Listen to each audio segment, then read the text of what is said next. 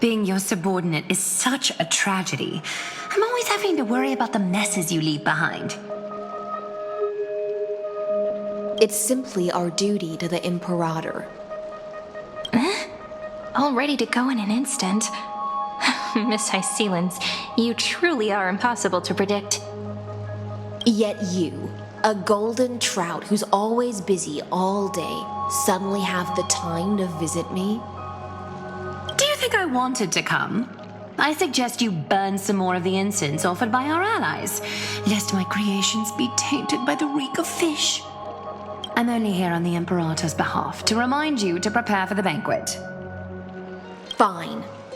But I must retort. What you call the reek of fish, to me, is the unique fragrance of the sea. Besides, if my fine clothes get stained, won't you just gift me new ones?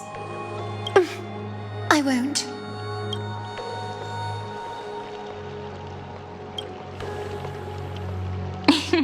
You sensed it too, huh? By the way, you both just mentioned a banquet. Could you elaborate on that? Oh, right, you don't know. Every time before a battle, or after a victory, the Imperator holds a grand feast for the Chrysos heirs to lift our spirits. For us warriors who swim constantly between life and death, these feasts are more worth looking forward to than victory. A banquet to prelude the hunt for the god of banquets, and honey brew as a tribute to commemorate the ancestor of honey brew. How absurd. Don't look so grim. All has been decided. Since it's a banquet for Fagusa, why not take a leaf out of the Tidens book? Live in the moment and enjoy life to the fullest. I'm not as carefree as you.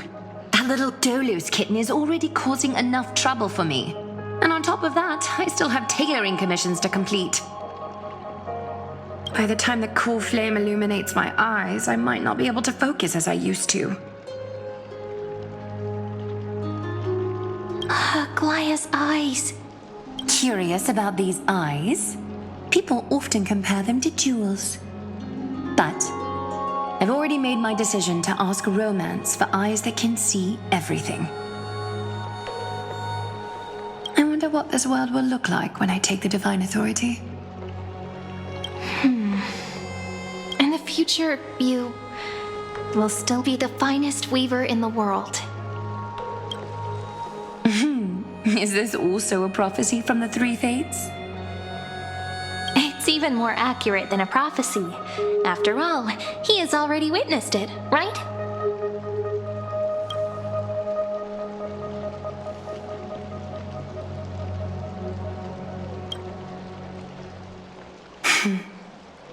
Become a demigod and lose your humanity. That is the only reply I've received in the countless times I've sought wisdom from the prophecy. But Destiny's fragments are like stitches. Before they're threaded into splendid garments, no one can see their true charm, can they?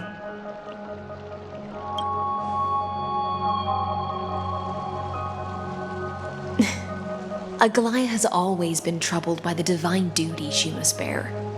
But thanks to you, she seems to be in much better spirits.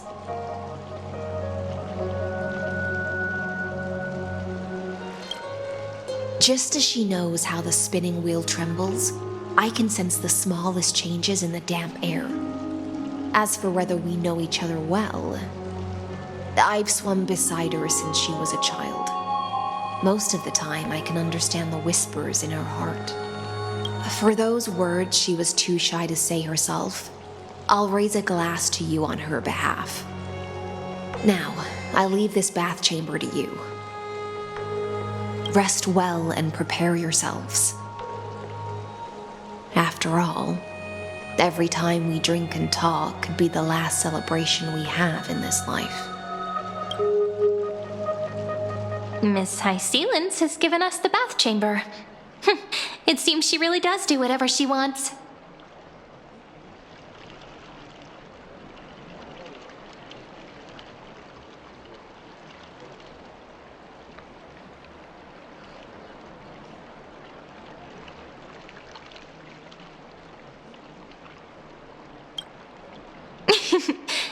Yeah, in the future. But for now, we're at the mercy of the host, and she could return at any moment. If we're having an important discussion, we must remain vigilant. So, let's seize the opportunity and report our current progress. We don't want to keep everyone beyond the sky waiting.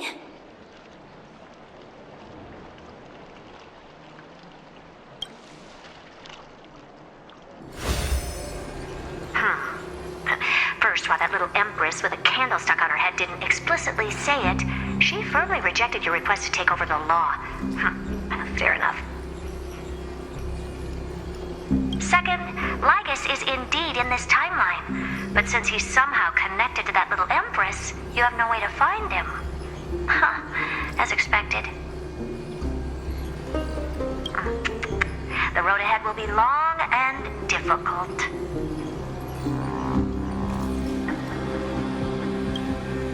It's all just a guess. What? Did I guess right? We've made some progress here too, but nothing to get too excited about. Our time is short, so let me summarize. Concerning the origin of that Intellitron, the firewall he created uses Catorzane algebraic expressions. But ever since Aiden invented the 9-worded formula, this kind of mathematical logic no longer exists in the cosmos. Lygus is definitely connected to Genius Society, so stay alert.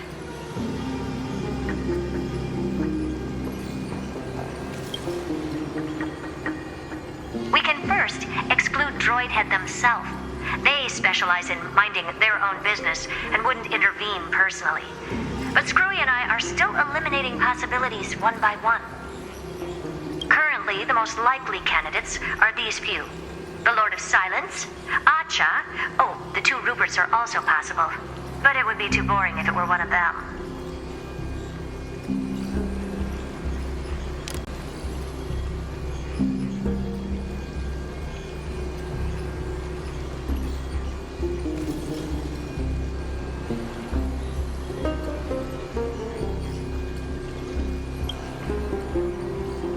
That's all I have to say.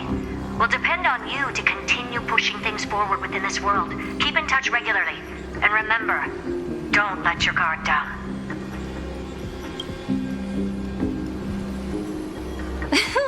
Madame Herta is a real whirlwind. Well then, let's use the banquet Aglaya mentioned as our next starting point. Ceridra's trusted followers should all be present at that time. It'll be a good opportunity to get closer to them. It's settled then. With our great teamwork, we'll be able to deal with anything that comes our way. It's been a long day. We should get some rest now.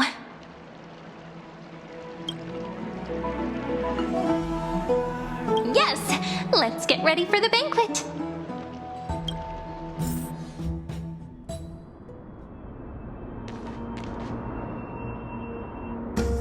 Look, the venue's right ahead.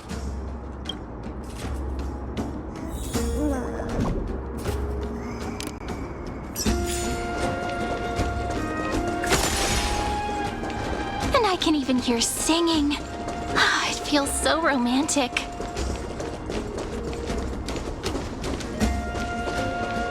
Honored guests, wait here for a moment. You must surrender any personal belongings you have on you before entering the venue. This hero always brings down the vibe whenever he shows up. The Imperator's elevated position means she must always remain meticulous and careful. Please do as I say, guests. It would avoid any unnecessary misunderstandings. I get get that you don't want people to bring outside food into the banquet, but is it really necessary to confiscate the books and quill pens? Even a quill pen can become a deadly weapon in the right hands. I'm asking for all your items. All, Miss Cyrene. Your belongings will remain safe. They will be looked after appropriately by dedicated staff. Looked after appropriately? Dedicated staff? Talk about a vague choice of words.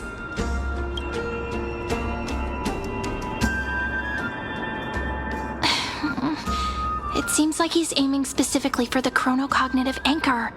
What should we do?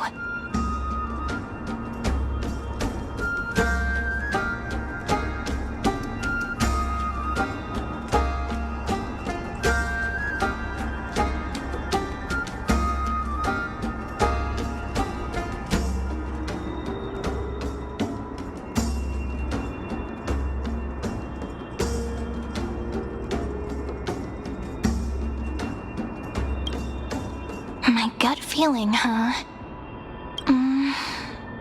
Why don't we go with their plan and hand over the chronocognitive anchor to be looked after?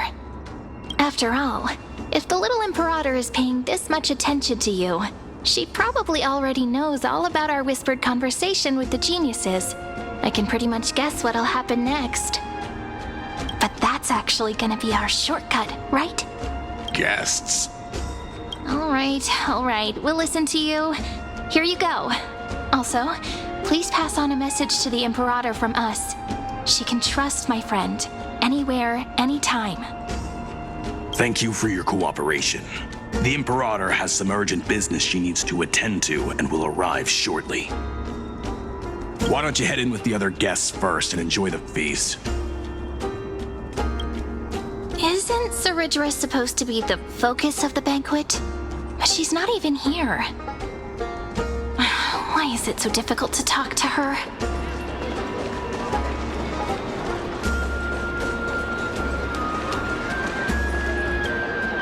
Aggie, if you can't get used to the honey brew, we will go ask for a pot and cook some oatmeal for you.